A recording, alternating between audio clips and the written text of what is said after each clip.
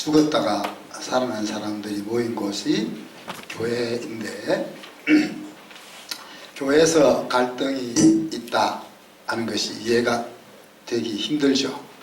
근데 그것이 인간이다 하는 것을 우리가 지난 시간에 살펴보았습니다.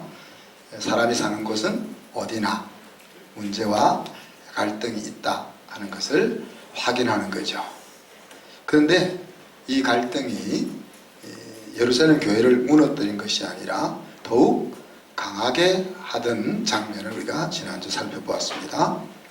그래서 그 속에서 우리 가정이나 교회 또 기업이 세워지는 중요한 원리를 우리가 생각해 보았죠. 좋은 공동체라는 것은 갈등과 문제가 없는 무균실 같은 그런 곳이 아니라 바이러스가 상존하는 가운데서도 건강하게 살 수 있는 곳이 좋은 공동체다 하는 것을 우리가 본 것입니다.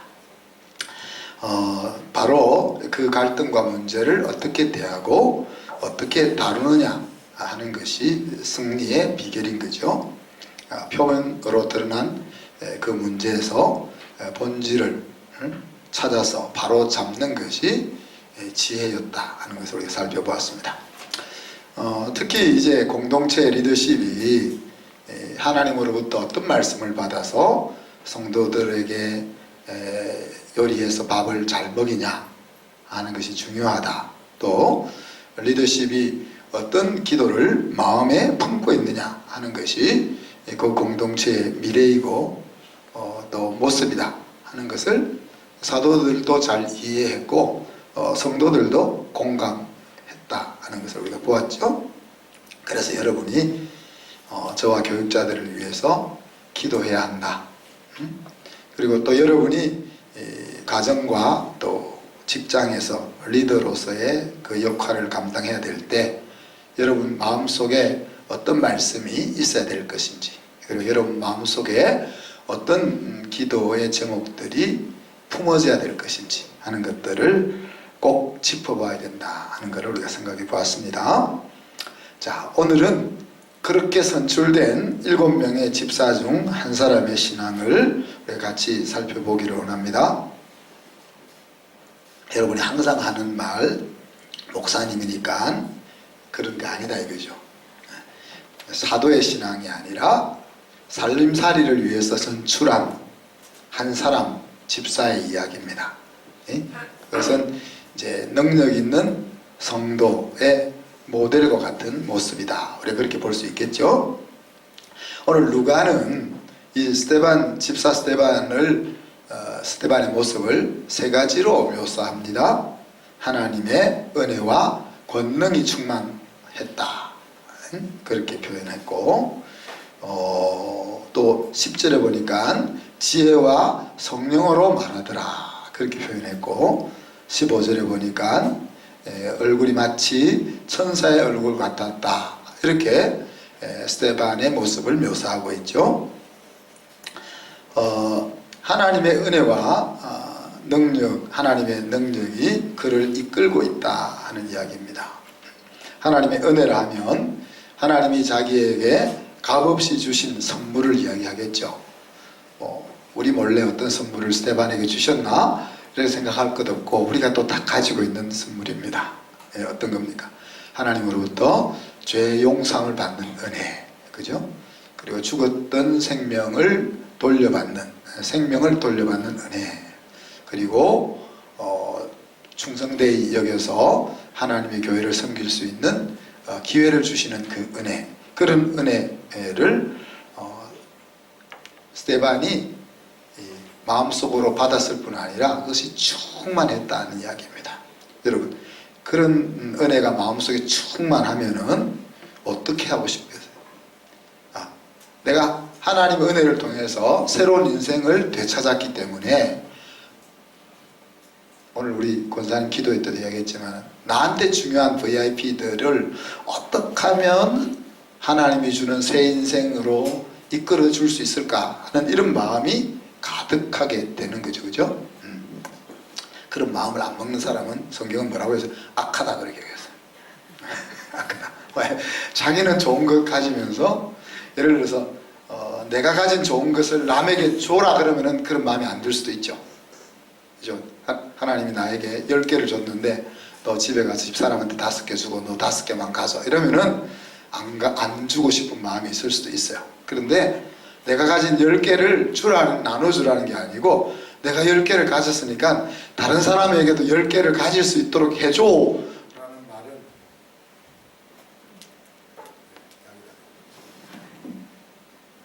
제가 설명이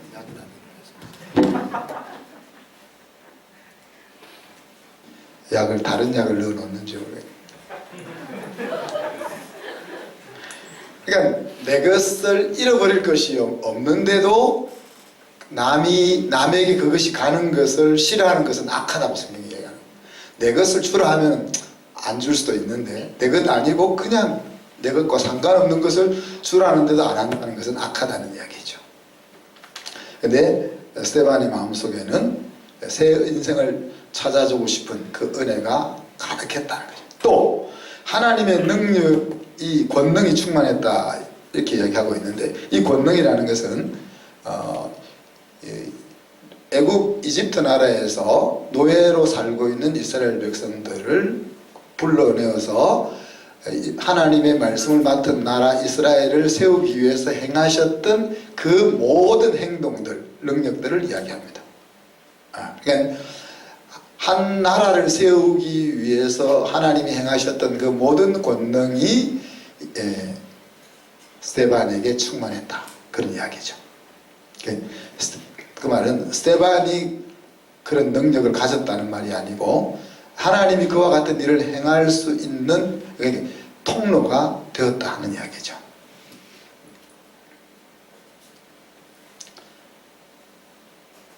그러니 그가 큰 기사와 표적들을 동네 사람들에게 행했다 그랬습니다. 성경에 말하고 있는 내용들을 생각해 보자면 불치의 병을 낫게 하는 일이 일어났고 또 귀신 들려서 고통받고 있는 사람들이 회복되는 그런 일이 일어났을 것이고 때때로 자연법칙을 넘어서는 일들이 스데반을 통해서 백성들에게 이루어졌다는 거죠. 그죠? 왜요? 예수가 주와 그리스도가 되게 하려고. 지금 이제 너희들이 죽인 예수를 하나님이 살리셔서 주와 그리스도가 되게 하셨다 하는 이 한 센텐스를 초대교회가 3년 동안 지금 울고먹고 있잖아요. 너희가 죽인 예수를 하나님이 살리셔서 주와 그리스도가 되게 하셨다 하는 이 메시지를 3년 동안 계속 하고 있는데, 자, 하나님이 예수님을 살리셔서 너희들의 왕이 되게 하셨고 너희들의 메시아가 되게 했다는 말이 한 번 이렇게 딱 전달된다고 받아들여지는 일이냐 하는 이야기죠. 심지어 우리가 믿음의 자리로 나와서 신앙생활을 하고 있는 우리에게도 때때로 예수님은 왕이 아닐 때가 있고 또 어떤 문제 앞에서 예수님은 전혀 도움이 안 되는 그런 경우가 많은데, 하나님을 모르는 사람들이 예수를 알 뿐 아니라 예수를 주와 그리스도가 되게 받아들이는 그 일을 위해서는 기사와 표적이 있을 수밖에 없다는 이야기죠. 우리 밖에 있는 양들, 그 양들이 자기가 있어야 될 곳이 어딘지 그 자리로 돌아오게 하기 위해서 이와 같은 일들이 있는 겁니다.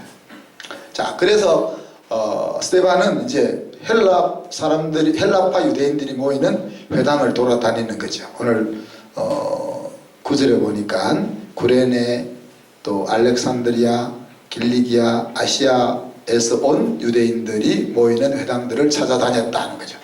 그러니까 구레네와 알렉산드리아는 북아프리카 해안 지역에 있는 도시고, 길리기아와 또 아시아는 북쪽에 있는 소아시아 중심에 있는 도시들이잖아요. 그러니까 북쪽과 남쪽에서 올라와서 예루살렘에 모여 있는 그들이 예배 드리는 곳을 찾아간 거죠. 스데반 출신이 어디죠? 스데반도 헬라파 유대인입니다. 바울은 항상 이제 회당에 가면 유대인들에게 먼저 복음을 전한 다음에 안 받아들이면 이방인들에게 전했던 것처럼 이게 스데반도 헬라파 유대인이니까 자기랑 같은 배경을 가진 사람을 찾아다니면서 복음을 전하는 거죠. 당시에 예루살렘에는 한 480개 정도 되는 회당이 있었다, 그렇게 전해지고 있습니다. 그래서 이민자들이 이제 우리가 농담 삼아 하는 이야기가 있습니다. 중국 사람들이 10명 모이면은 중국집을 연다. 그리고 한국 사람들은 10명이 모이면 교회를 세운다. 그리고 유대인들은 10명이 모이면 회당을 짓는다.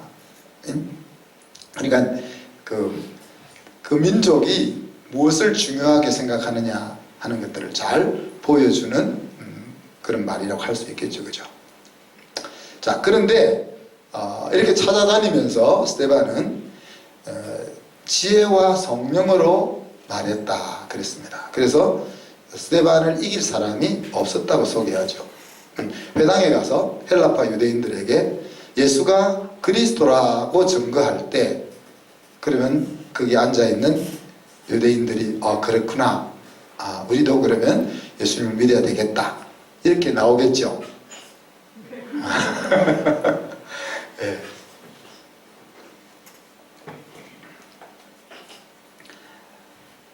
헬라파 유대인들이 모여서 율법을 따라서, 이스라엘의 전통을 따라서 모이고 있는 그 자리에 뚱딴지 같은 사람이 하나 나타나가지고 예수가 주와 그리스도라고 이야기할 때 논쟁이 일어나는 것은 당연한 거죠. 그죠?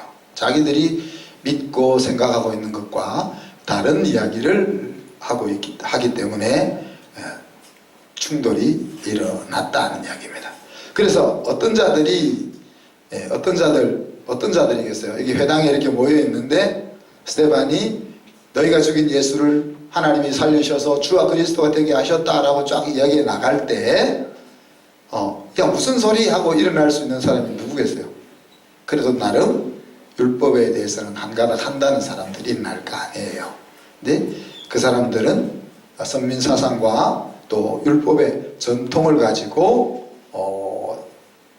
지금 성령과 지혜로 말하는 스데반과 논쟁을 벌이게 되는 거죠. 그런데 그 많은 유대인들이 스데반을 당할 수가 없었다 그랬습니다. 지난주 예루살렘 교회에서 어떤 사람을 일꾼으로 뽑았죠? 기억납니까?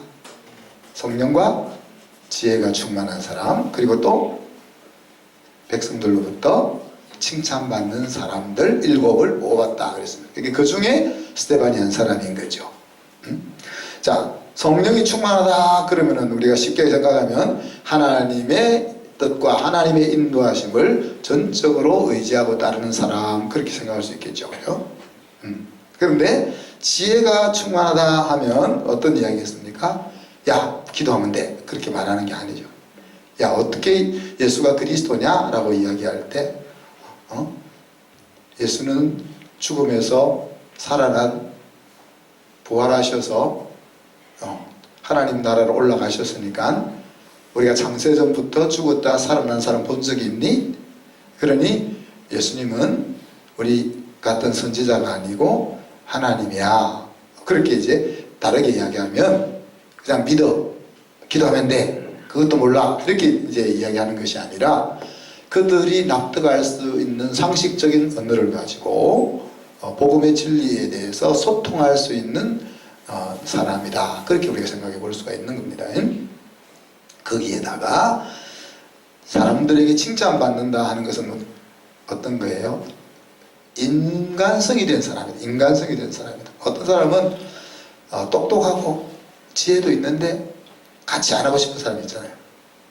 인간성이 더러워가지고 어쩔 수 없이 내가 일을 하려고 하니까 어쩔 수 없이 같이 만나지만 일만 끝나면은 다시 안 보고 싶은 사람, 그런 사람이 있잖아요. 근데 스데반은 그런 사람이 아니고 일과 상관없이 같이 하고 싶은 그런 인간성이 된 사람이었다 하는 이야기죠. 자, 그래서 이러한 성령과 지혜가 충만하고 백성들로부터 칭찬받는 이런 사람은 교회 안에서만 통하는 줄 알았다는 거겠죠. 교회 안에서만 통하는 역량을 가진 줄 알았는데 그 역량이 바깥 사람들에게도 통하더라. 심지어 지금 대적하는 사람들에게도 통하더라는 것을 우리가 보게 되는 거죠. 그리고 이 스데반의 얼굴을 보았는데 천사 같았다. 누가가 천사를 봤겠어요? 그리고 여기 앉아있는 공회에 앉아있는 사람들이 천사를 봤겠어요? 그러니까 천사의 이미지가 있잖아요. 천사 같다 그러면 어떤 생각이 있잖아요. 요즘 타락천사도 있지만 하여튼 천사 하면 이미지가 있잖아요.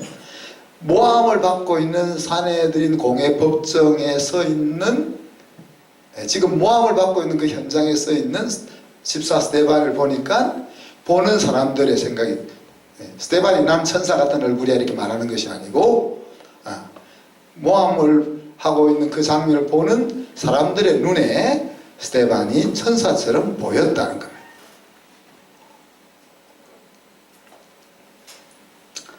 자, 유대인들이 지금 스데반과 논쟁을 해서 졌잖아요. 그러면 그냥 남자답게 딱 물러나야 되는데 인간은 좀 쪼잔해서 그렇게 잘 안 되거든요. 공식적으로 안 됐으면 이제 비공식적으로 어떻게든지 자기 생각을 관철시키려고 하잖아요. 그래서 백성과 장로와 서기관들을 충동시킵니다. 그죠?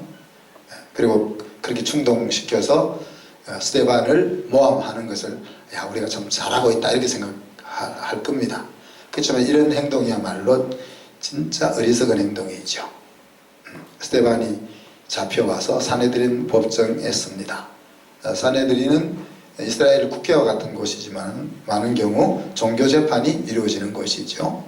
그래서 로마의 통치 아래에 있기 때문에 이스라엘 위정자들에게는 사형을 시킬 권한이 없습니다. 그렇지만 사형으로 몰아가기 위해서 재판이 출발되는 곳이 이 사내들인 법정이죠. 예수님의 사형도 거기에서부터 출발했던 것을 우리가 생각해 볼 수가 있습니다. 그래서 사람들을 돈을 주고 매수해 가지고 거짓 증거를 하기 위해서 이 스데반을 모함하죠. 모함하는 내용이 뭡니까? 제가 모세와 하나님을 모독하는 말을 했어. 그 이야기. 모세는 이스라엘 백성들에게는 국부 같은 존재잖아요. 그리고 하나님은 그들의 존재 가치입니다. 그런데 저기서 이야기하고 있는 스데반이라는 사람이 모세와 하나님을 모독하는 말을 했다. 그 내용은 예수가 이곳을 헐으라고 했고 모세가 우리에게 전해준 규례를 고치겠다고 했어 라고 모함을 하는 거죠. 사실 전적으로 거짓된 모함은 아닙니다. 예수님께서 성전을 헐라 그럼 내가 사흘 만에 다시 세우리라 그렇게 이야기했죠. 그래서 그 이야기를 들을 때 사람들은 예수님이 정신 나갔다 그렇게 생각합니다. 저 성전이 얼마나 많은 시간을 들여서 건축한 건데 자기 혼자서 무슨 3일 만에 이런 생각을 가졌었는데 예수님의 말의 뜻은 무엇이라고 했습니까? 자기 몸된 성전을 헐어라, 죽여라는 이야기죠. 죽이면 내가 3일 만에 살아나서 인간에 의해서 무너지지 않는 성전이 세워짐을 보여줄 것이다. 그렇게 이야기한 거죠. 또 모세의 규례를 없애겠다, 변화시키겠다가 아니라 새 계명을 주어서 인간이 하나님이 주신 그 모세를 통해서 주어진 율법을 지키지 못해서 구원의 자리에 이르지 못하는 그들에게 구원의 길로 들어갈 수 있는 새 계명을 주겠다고 한 내용을 이렇게 저기에 사용한다 하는 이야기입니다. 자, 이러한 상황 속에서 이렇게 이제 고소를 당하고 있는 상황 속에서 앞에 말한 것처럼 공회에 앉아있던 사람들이 스데반을 딱 이제 어떤 모양일까 쳐다보는데 천사와 같았다. 얼굴이 평안하고 초연한 모습을 보이고 있었다는 이야기겠죠. 그죠? 어떻게 보면 이것이 진리를 가지고 있는 복음을 가지고 있는 성도들의 모습이다. 그렇게 말할 수 있을 것 같습니다. 자, 스데반은 집사입니다. 집사.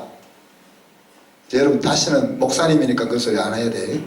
사도 스데반이 아니고 장로 스데반이 아니고 집사 스데반, 집사 스데반. 권사 스데반도 아니에요. 집사 스데반. 근데 은혜와 권능이 충만하니까 예수님을 힘있게 증거합니다. 그죠? 그리고 성령과 지혜가 충만하니까 당할 사람이 없었다 그랬습니다. 마음에 평화가 가득하니까 상황을 초월할 수 있는 여유를 가집니다. 네, 이것이 이제 집사 스데반의 모습이고, 이것은 우리도 하나님 안에 있을 때 가질 수 있는 한 면이라는 것을 볼 수가 있는 거죠. 네? 또 그런 모습을 볼 수 있는 면일 뿐만 아니라 가져야만 하는 모습이기도 하다.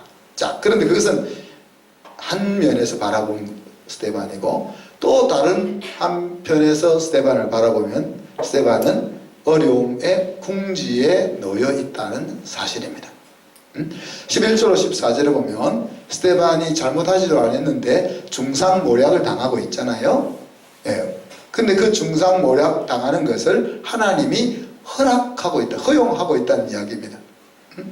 모세와 하나님을 못 오겠다, 그 중상모략에서 체포를 당하고, 또 하나님을 모독하는 죄로 뒤집어 씌워서 사형시킬 궁리를 하고 있고, 결국 오늘은 안 죽지만 7장에 가면 돌에 맞아 죽잖아요.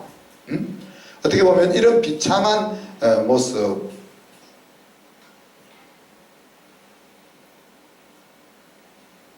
그리스도를 위해서 능력 있게 사는 일꾼에게 이런 고난이 오고 있다는 것이 다른 한편의 모습이라는 거예요.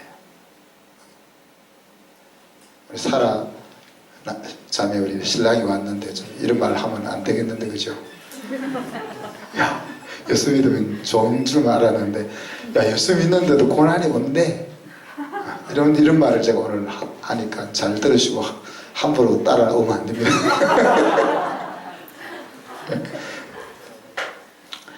자, 그런데 이런 상황에서 우리가 사용해야 될 믿음의 말씀이 있는 거죠. 자, 욥기 23장에 보면 하나님은 단련에 대한 말씀이 나옵니다. 나의 가는 길을 오직 그가 아시나니 그가 나를 단련하신 후에는 내가 정금같이 나오리라.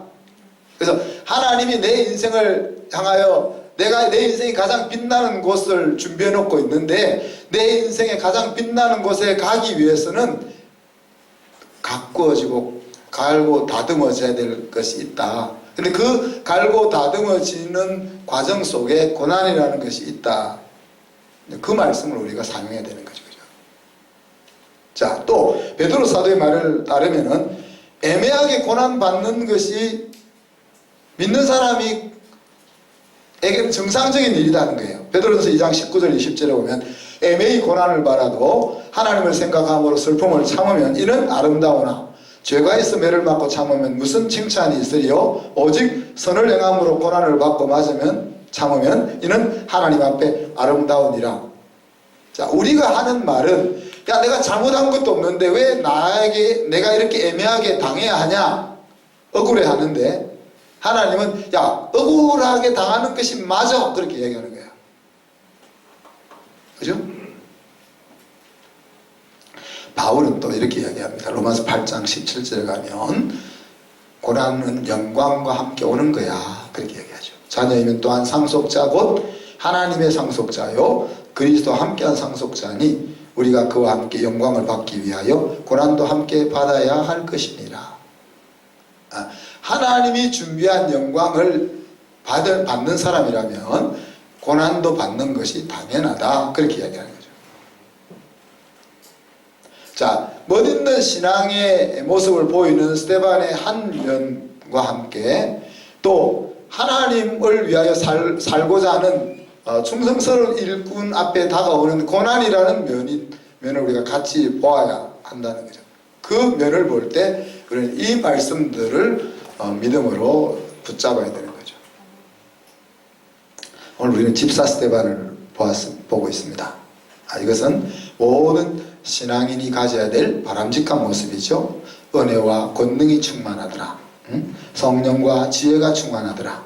그리고 하나님의 살롬이 마음에 가득하더라. 이것이 우리가 가져야 될 모습이라는 거죠.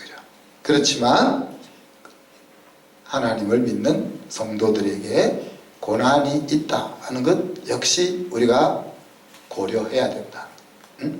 자, 고난이라면 크게 세 가지로 생각해 볼 수 있습니다. 이제 뭐 사람 이름 되면 여러분이 쉽게 이해할 수 있기 때문에, 자, 야곱에게 임한 고난.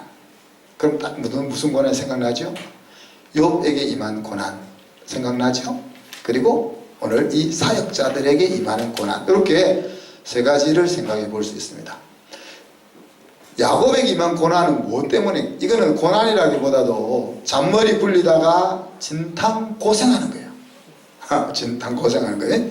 근데 이 자기가 잔머리 굴리다가 진탕 고생하는 것도 하나님의 사랑 때문이라는 거예요. 만약에 하나님의 사랑이 없다면은 그냥 잔머리 굴리는 대로 그냥 잘 살다가 죽는 거예요. 그런데 하나님이 그렇게 둘 수 없기 때문에 잔머리 굴리는 야곱의 인생에 고난을 보내가지고 결국은 바른 자리로 서게 한다. 그러나 일부러 그 길을 갈 필요는 없다. 가능하면 안 가면 좋은 길이 이 야곱이 경험했던 고난이다. 이것은 안 가면 안 갈수록 좋은 고난인 거죠. 근데 굳이 그 길을 또 같이 야곱 같은 믿음의 선배도 갔는데 내가 뭐라고 안 가겠냐 이렇게 해서 굳이 가려고 하는 사람이 있어요. 그럴 필요 없습니다.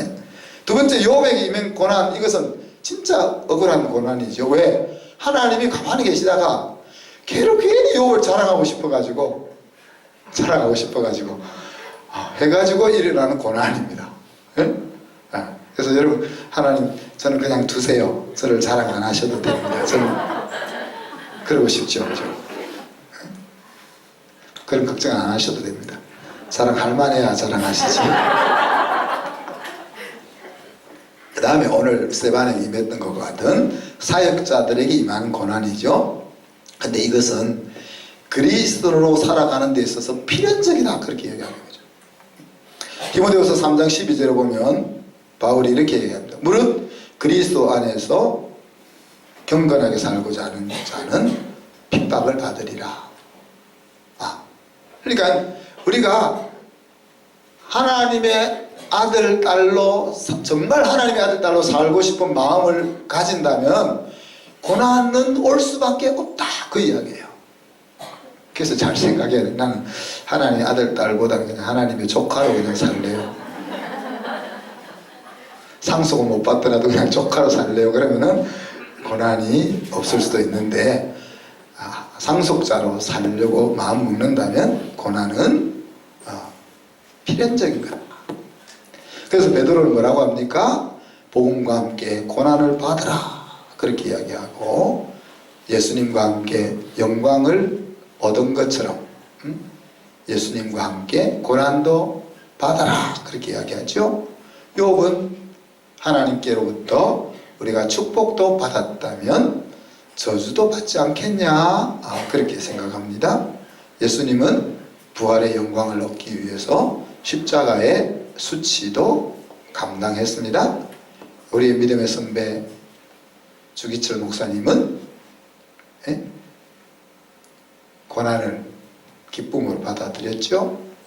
자, 만약에 북한이 쳐들어와서 서울이 함락되고 경기도가 함락돼서 김정순 권사, 너 예수 안 믿는다고 하면 살려줄게. 그러면 우리 권사님 어떻게 하실까? 네, 저 본래는 안 믿었어요. 뭐 이럴 수 있잖아요. 믿는 척만 했어요. 그런다고 하나님이 야, 너 생명책에 딱 지우실까? 저는 안 지우실 것 같아요. 뭐 그렇게 하라는 것은 아닙니다. 제가 그렇게 하라는 것은 아니지만은 우리가 하나님 앞에서 베드로처럼 죽어도 안 그러겠다고 우리가 지금 외치지만은 일단 그런 상황을 맞이하면 왜 우리가 안 그러겠어요? 우리가 얼마나 적응이 빠른데, 그죠? 그리고 또 뭐 북한이 물러가면 하나님 죄송합니다. 그땐 제가 마음이 힘들어서 또 그렇게 할 거잖아요. 제가 뭐 이야기하다가 지금 엉뚱소리. 그래서 주기철 목사님도 뭐 신사참배 하라 할 때 그렇잖아요. 주기철 목사님 죽으면은 그 밑에 많은 양떼들은 어떻게, 여러분 제가 예를 들어서 믿음을 지키다가 죽으면 여러분 어떡할 거예요? 그래서 제가 하나님, 저는 믿음을 지키면서 죽을 수 있는데 요 양떼들 생각할 때 안 되겠습니다. 그러니 제가 나중에 회개할게요. 그러고 제가 그걸 부인할 수도 있을 거 아니에요. 그죠? 그런데 주기철 목사님은 안 그러고 이제 죽음의 길을 가잖아요. 죽음의 길을 간 이유가 두 가지라고 그럽니다. 사실인지 죽어서 우리가 물어봐야 되겠지만은 들려오는 이야기는 주님을 따르기 위해서 자기는 신사참배를 하지 않고 죽음의 길을 걸어갔다. 그리고 그까지는 알고 있는데, 또 한 가지는 자기를 바라보고 있는 성도들에게 보여주기 위해서 그 길을 걸어갔다. 사실 성도들에게 보여줄 거 아니라면 저도 이렇게 할 수밖에 없어요. 제가 하나님과 저 사이에는, 하나님 제가 이 시간만 제가 잠깐 부인합니다. 이해하시죠? 나 이 정도 되거든요. 하나님과 저 사이에 그 정도 되는데 딱 여러분이 쳐다보고 있잖아. 목사님 어떻게 하는 걸 보자. 그러고 있으니까 제가 그렇게 못하는 거죠. 그죠? 여러분이 불꽃 같은 눈동자를 매일 믿음 하던데 한번 보자. 그러고 지켜보고 있을 거니까 제가 그냥 주를 따르겠사오니 이러면서 죽을 거 아니에요.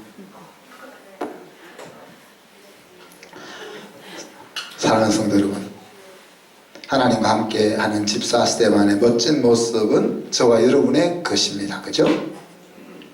뿐만 아니라 스데반 집사가 받았던 영광과 고난도 저와 여러분의 것이라는 겁니다.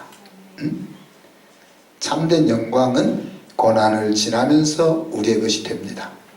그래서 야곱의 고난이 아니라면 고난의 크기는 영광의 크기와 비례한다는 거죠. 하나님께서 오늘 이 집사 스데반에게 준 것 같은 고난을 주시겠어요? 대답이 없으시네. 여러분, 우리가 그 정도 인물이 못 돼요. 그래? 우리 딱 사라 자매 남편이 있었으면 미안한데 12명의 사도 중에 12명의 사도 중에 우리 사라 신랑 잘 들어서 12명의 사도 중에 11명이 다 순교를 당해 죽었어요. 한 명 요한은 사실 어떻게 보면 순교하는 것보다 더 늙어 죽기까지 밤모섬이라는 곳에 갇혀서 살았어요. 살다가 죽었어요.